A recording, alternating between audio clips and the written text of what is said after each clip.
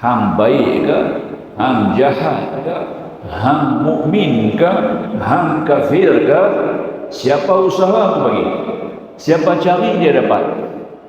Sebab tu orang kafir pun dapat hasil kekayaan yang luar biasa. Tuhan bagi kat mereka. Sebab Tuhan Al-Hasib. Kita pun ada Al-Hasib, tuan-tuan. Yang ni kita kena cari. Nampak tak? Tak mana nak cari? Tuan-tuan tengok dalam ayat 1000 dinar. 1000 dinar. Jangan tulis di dinding timbul tau 1000 dinar tu. Buat dalam ni.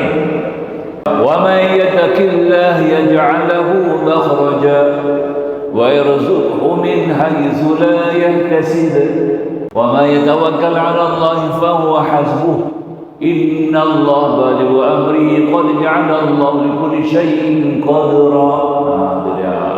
Amai ayat ni. وَمَنْ يَتَقِ اللَّهَ يَجْعَلْ لَهُ مَخْرَجًا.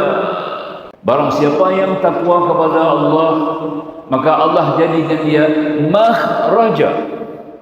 Makhraja ni apa? Tak ada problem. Ada problem, tapi bagi dia tidak ada masalah untuk menyelesaikan.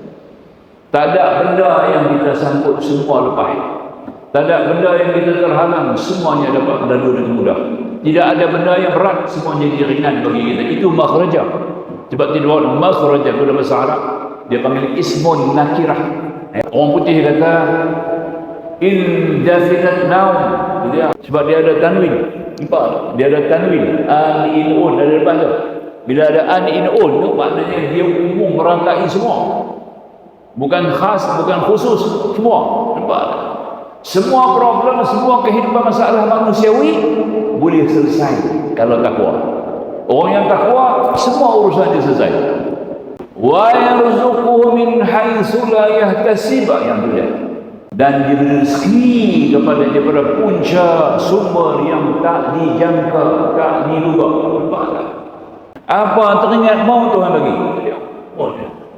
Confirm, 100% guarantee. Mana sentiasa dalam keadaan manapun orang yang bertakwa kepada Allah, dia minta apa pun Tuhan bagi, dia hajat apa pun Tuhan kabul, dia teringin apa juga dia akan dapat. Nampak tak? Tak ada satu pun terlindung daripada dia. Memang betul. Tak nafi tuan-tuan. Nampak? Ya, kita kena rasa. Bawa sampai rasa, maka itu artinya Al-Hasib. Ya.